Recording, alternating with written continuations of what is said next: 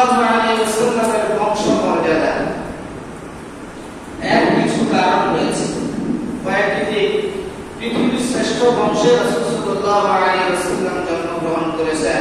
আল্লাহ রাসূল সাল্লাল্লাহু আলাইহি ওয়াসাল্লাম হাদিস শরীফের মধ্যে বলেন, ইন্নাল্লাহ খালাকাল খালকা ফাজআলানি ফি খায়রিন ফিরকা থুম্মা জাআলানি ফিরকাতাইন ফাজআলানি ফি খায়রিন ফিরকা থুম্মা জাআলানি قبائل فجعلني في خيرهم قبيلا ثم جعلهم بيوتا فجعلني في خيرهم بيتا وخيرهم نسبا আল্লাহ রাসূল সাল্লাল্লাহু আলাইহি ওয়াসাল্লাম বলেন যে আল্লাহ তাআলা সৃষ্টি করে আমাকে উত্তম দলে তিনি কি করেছেন, অন্তর্ভুক্ত করেছেন।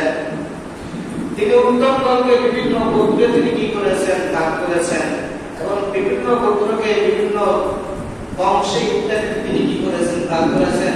যতগুলো বংশ করেছেন সকল বংশের মধ্যে নবী মুহাম্মদ রাসূলুল্লাহ সাল্লাল্লাহু আলাইহি ওয়াসাল্লামকে তিনি উঁচু এবং উত্তম বংশের মধ্যে আল্লাহ রাসূল সাল্লাল্লাহু আলাইহি ওয়াসাল্লাম অন্তর্ভুক্ত করেছেন।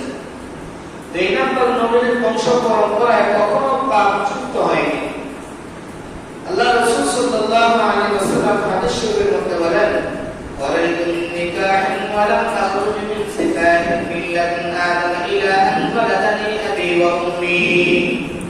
আল্লাহ রাসূল সাল্লাল্লাহু আলাইহি ওয়াসাল্লাম বলেন, হযরত আদম আলাইহিস সালাতু ওয়া সালাম থেকে শুরু করে আমার জন্ম পর্যন্ত আমার বাবা মা এবং এই বংশ পরম্পরা যতটুকু মানুষ ফিরে আসছে কেউ কোনোদিন পাপ কাজে যুক্ত হয় নাই, কেউ কোনোদিন অন্যায় কাজে যুক্ত হয় নাই।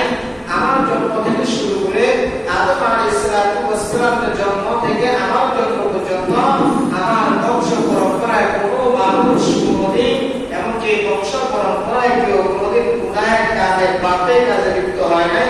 প্রত্যেকটা মানুষ প্রত্যেকেই পাপ মুক্ত ছিল, প্রত্যেকে কি ছিল, পাপ মুক্ত ছিল।